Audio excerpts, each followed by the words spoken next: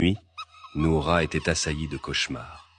Des ombres lui murmuraient qu'elle était maudite. Une nuit, elle se réveilla en hurlant après avoir vu un visage monstrueux près de son lit. Cerise sur le gâteau, Diallo rompit leur fiançailles.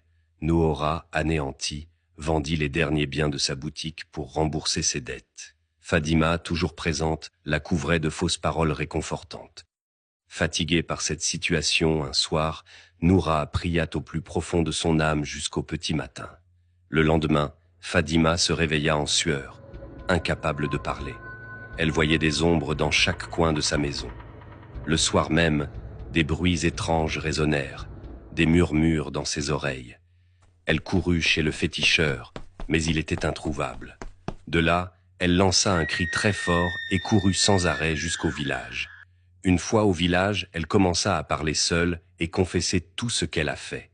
Noura, choquée, demanda « Pourquoi, Fadima? Je t'ai toujours considérée comme une sœur. » Fadima n'avait pas de réponse, si ce n'est ses larmes amères. Depuis, Noura, libérée de la malédiction, vit sa vie reprendre des couleurs. Les clients affluaient de nouveau. Diallo revint en implorant son pardon. « Noura, je ne sais pas ce qui m'a pris. Je t'aime et je ne veux plus jamais te perdre. » Noura hésita, mais son cœur compatissant accepta ses excuses. Leur mariage fut célébré en grande pompe. Quant à Fadima, elle demeura folle. Tout le village la fuyait, les enfants la huaient, et elle n'avait nulle part où aller à part, errer dans le village. N'ayant personne pour lui venir en aide, elle finira par mourir de faim. L'histoire de Noura et Fadima devint une légende dans tout le pays.